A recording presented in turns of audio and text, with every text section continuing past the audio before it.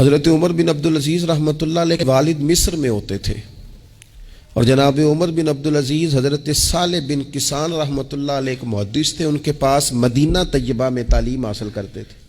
تو آپ نے اپنے استاد صاحب کے پیچھے عصر کی نماز پڑھی تو ایک رکعت آپ کی لیٹ تھی، اٹھ کے آپ نے نماز پوری کی تو حضرت صالح بن کسان محدث تھے، عالم تھے، حدیث پاک کو جاننے والے، وہ حضرت عمر بن عبدالعزیز سے کہہ رہے ہیں بچپن ہے اور والد مصر میں۔ انہوں نے پوچھا بیٹا کہاں تھے؟ نماز میں ایک رکعت میں نے دیکھا کہ آپ نے دیر سے نماز پڑھی ہے۔ تو عرض کرنے لگے میں حضور کنگھی کر رہا تھا۔ بعض بچے آئینے کے سامنے کھڑے رہتے ہیں پھر بڑی بڑی دیر ہی کھڑے رہتے ہیں، کنگھی کر رہا تھا تو ذرا دیر ہو گئی۔ حضرت صالح بن کسان رحمۃ اللہ علیہ نے ان کے والد کو مصر میں خط لکھا، فرمانے لگے جوانی بھی ہے، موقع بھی ہے، فرصت بھی ہے، اور ابھی بھی آپ کا بیٹا جماعت سے نماز نہیں پڑھتا۔ مصر میں خط گیا۔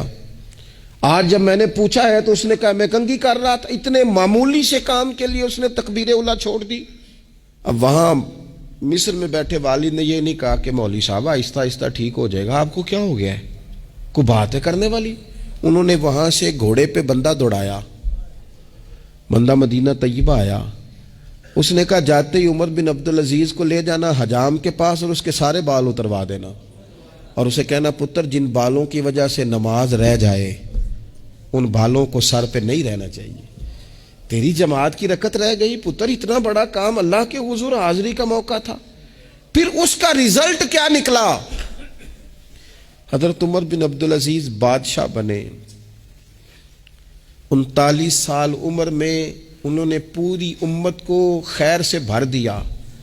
حشام بن عبد الملک کے بھی 11 بیٹے تھے، جناب عمر بن عبدالعزیز کے بھی 11 بیٹے تھے۔ حشام جب دنیا سے گیا تو ہر بیٹے کو 10 لاکھ دینار آئے، اور جناب عمر بن عبدالعزیز جب دنیا سے گئے تو 11 بیٹے تھے اور 6 دینار تھے۔ اور جاتی دفعہ کہنے لگے پتر اپنے باپ پہ شکوہ نہ کرنا، تمہارا باپ بزدل تھا، 2 رستے تھے، یا تو میں اپنے لیے جہنم کٹھی کرتا اور تمہارے لیے جائیداد بناتا، لیکن میں بزدل تھا، دوزخ سے ڈر گیا، میں جائیداد نہیں بنا سکا، اپنے باپ کو معاف کر دینا۔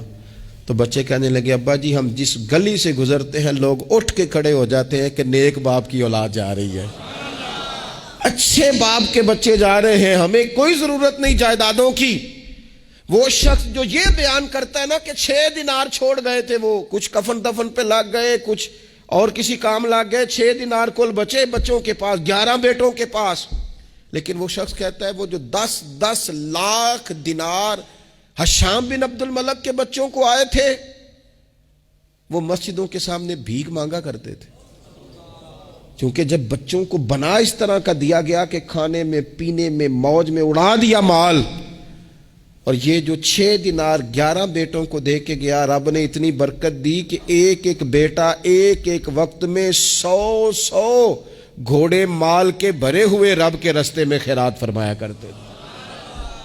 اصل دولت اولاد ہے، اصل دولت اس کا اخلاق ہے، اصل دولت اولاد کی اخلاقی تربیت ہے۔